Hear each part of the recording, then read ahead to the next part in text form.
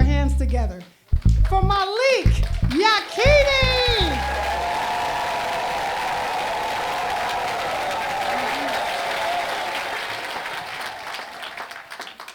In 1969, I was a 13-year-old growing up in Detroit, which 2 years earlier had been the site of the bloodiest of the urban rebellions that swept across America in the long, hot summers of the 1960s.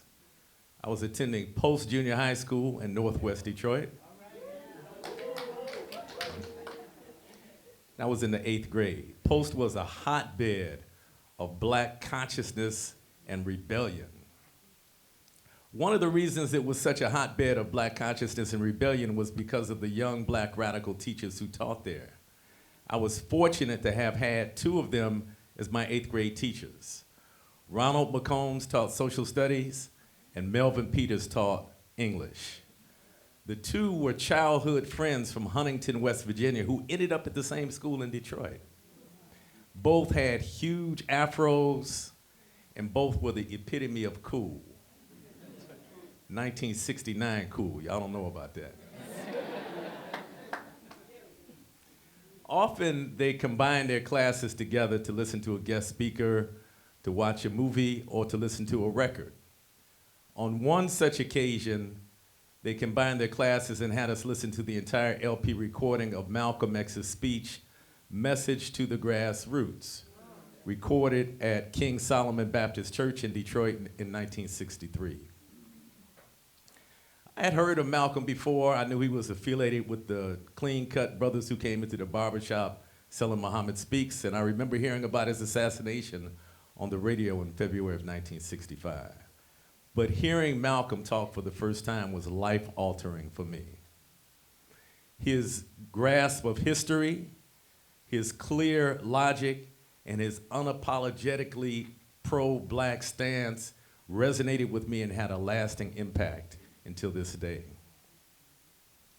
In that speech, Malcolm talked about many things, but I listened particularly attentively as he talked about what he called the 2 types of slaves, the house slave and the field slave.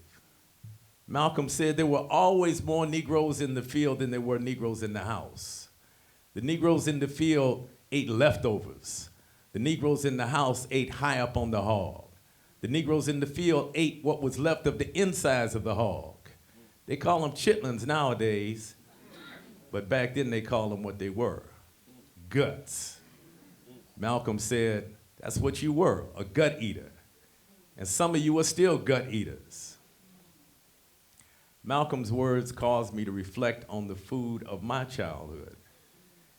It caused me to flash back on my grandmother, Ora Odom, who brought her Arkansas upbringing to Detroit. In her kitchen, pots of greens and beans were supplemented with neck bones, ham hocks, or salt pork.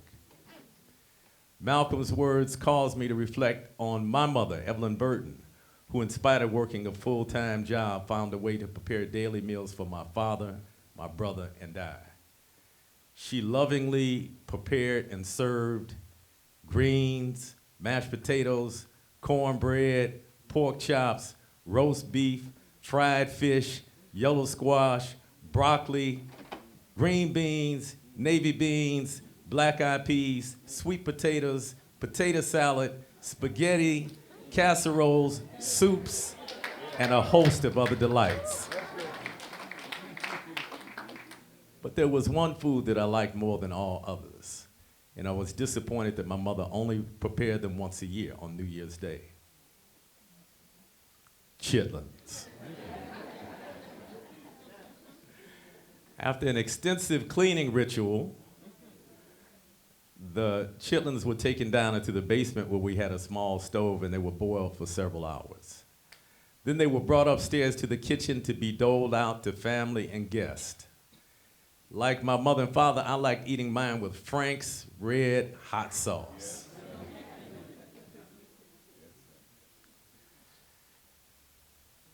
Malcolm's words, of course, blew my 13-year-old chitlin-loving mind. For the first time, I was forced to think about food within a historical and cultural context. Prior to that, I'd only thought about food in terms of if I liked the way it tasted and when I could get some more. By 1971, I had slowly started changing how I ate. First, I stopped eating pork, including my beloved chitlins. I started learning how to fast, first for 1, then 2, then 3 days, to develop self-discipline. By 1975, I had stopped eating meat altogether, although I continued to eat fish, eggs, and dairy products. By 1983, as I became more attuned to the impacts of various foods on my body told me it was time to let go of the fish, the eggs, and the dairy products, and I became what I later learned was called a vegan. Later, several years later, around the early 2000s, my consciousness about food began to expand beyond just the impact that it had on my personal health to starting to understand more about how the current food system impacts us all politically, socially, culturally, and economically. As part of that growing consciousness, in 2006, I called together about 40 people who I knew to hear plans for the formation of the Detroit Black Community Food Security Network. Those 40 people became the co-founders of the organization. We were concerned about the lack of access to healthy, nutrient-dense foods in Detroit's Black community. We were also concerned about the extraction of wealth by other ethnic groups who come into our community and open grocery stores and extract huge profits. We had several goals, but one of our early goals was to start a cooperative grocery store. In 2010, we started the Ujamaa Food Co-op Buying Club, a monthly buying club where members could order online. A truck pulled up to our office on Purity near Dexter each month, delivered the orders. We would take them, pack them into boxes, and the members of the buying club would come pick them up. We did that for 6 years.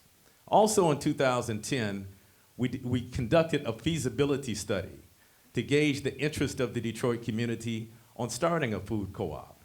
We surveyed about 300 people at grocery stores and farmers markets around Detroit, and we partnered with community organizations to do 12 focus groups. The results of that feasibility study indicated to us that there was sufficient community support for us to proceed on this project. And so we started on a journey that ended up being a 14-year-long journey of creating a Black-led, community-owned, cooperative grocery store.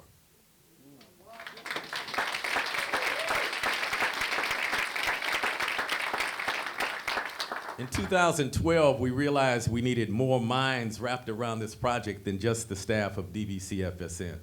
And so we started a community advisory committee. In 2014, we officially incorporated what became known as the Detroit People's Food Co-op, and we started selling memberships to the community. Also in 2014, we hired Julie McBride, a Black woman with extensive experience in construction and development projects, to help guide us through the difficult terrain of land acquisition, building design, and financing. We decided we wanted to locate the Detroit People's Food Co-op in the North End community. And we decided we wanted to be on Woodward Avenue because we wanted to make a statement in the face of a highly gentrifying Detroit about Black-led cooperative development.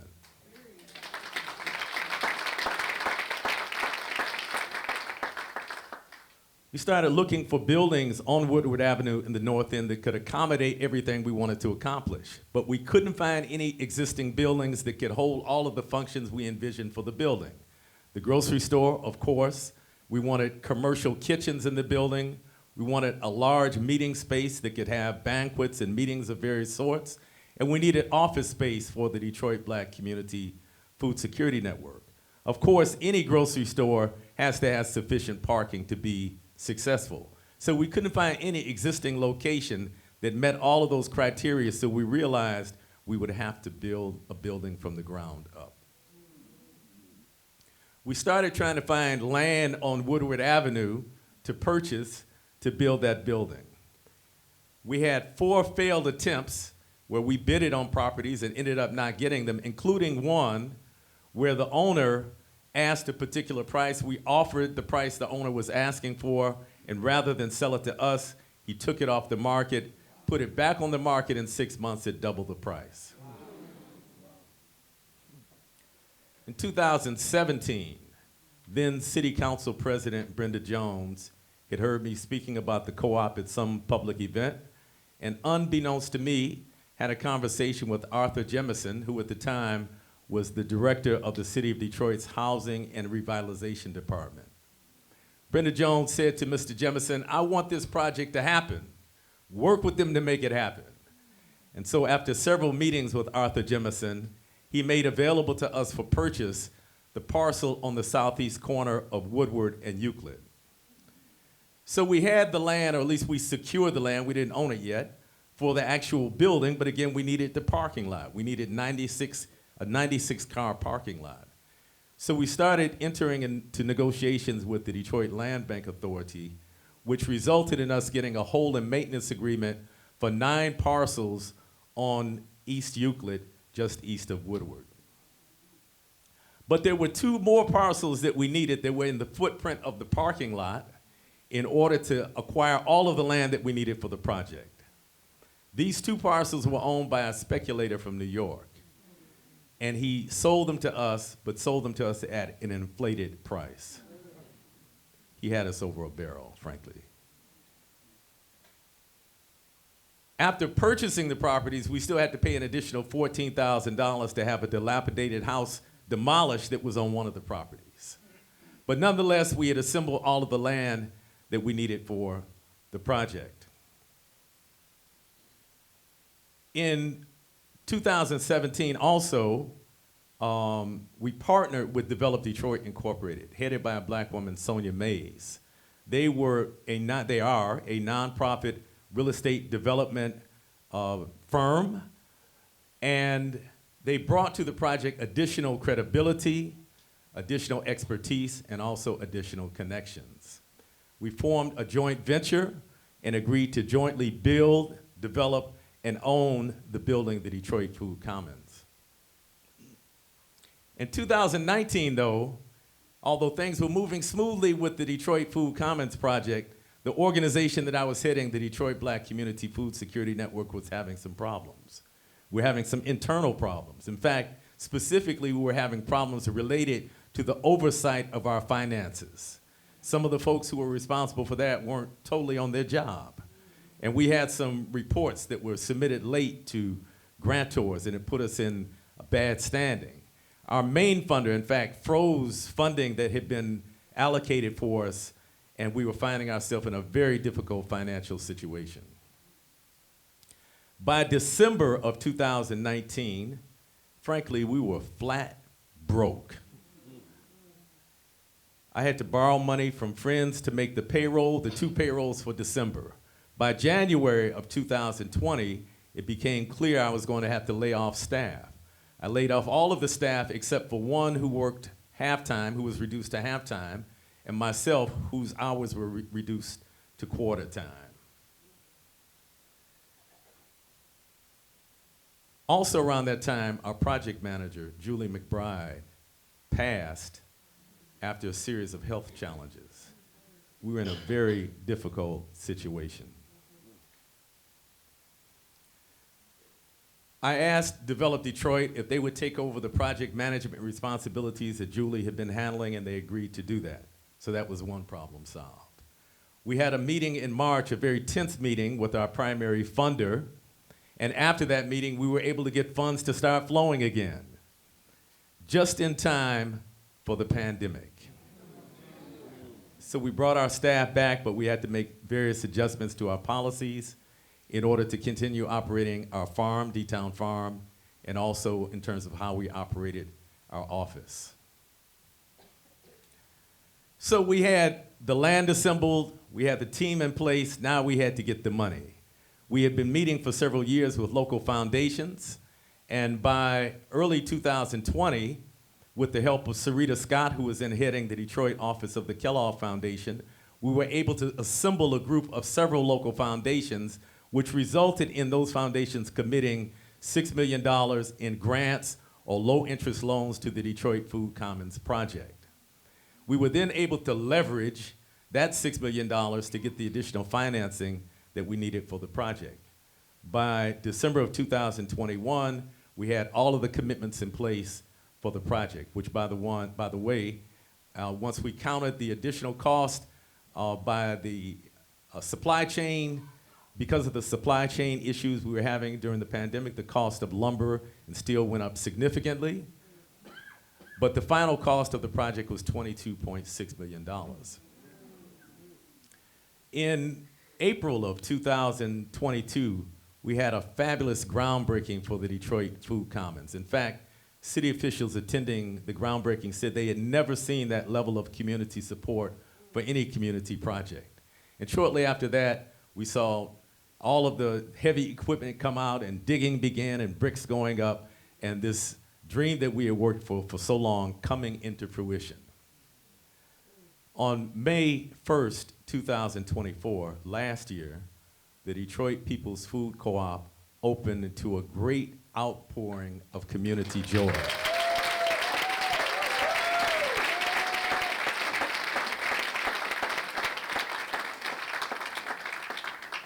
The Black-led, community-owned, cooperative grocery store was the tenant on the first floor of this new 30,000 square foot building called the Detroit Food Commons. On the second floor, the Detroit Black Community Food Sovereignty Network, we changed our name by the way, occupied office space and operates the 4 Kujichagulia kitchens and the Mama Imani Humphrey Hall. This project has been said by some to be one of the most significant Black-led development projects in Detroit in the last 50 years. I think they're right.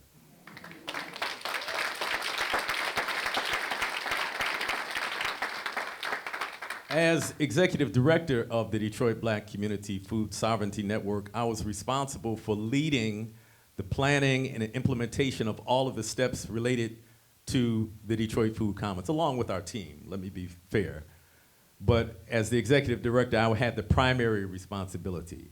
Once we got the project to the finish line, I stepped down as executive director on June 1st of last year, and I'm currently on a 1-year sabbatical, followed immediately by retirement.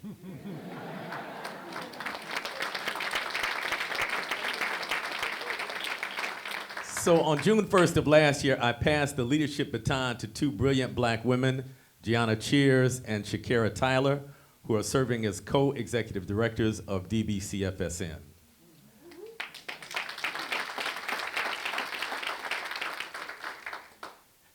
Having outlived many of my friends, some of whom used to tease me in the 70s about eating rabbit food,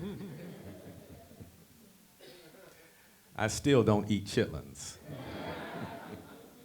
Not even the vegan chitlins. You know, that's a thing. That's a thing, by the way. I continue to eat a vegan plant-based diet. I continue to fast every year, 7 days prior to the spring equinox for discipline, clarity, and cleansing.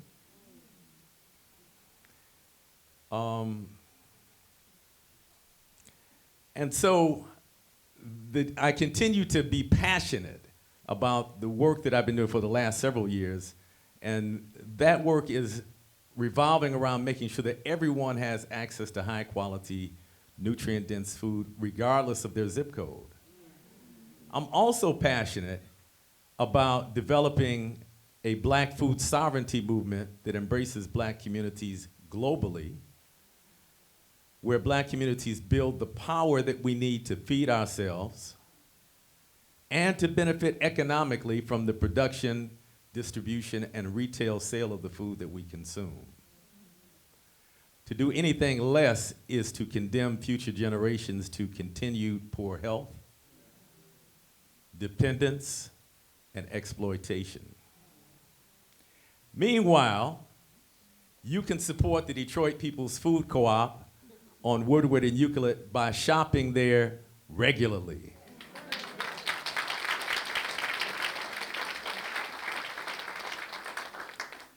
Or you can up the ante and take it a step further by joining 4,000 of your friends and neighbors to become a member owner of this unique, Black-led, community-owned, cooperative grocery store. Let's make history. Thank you.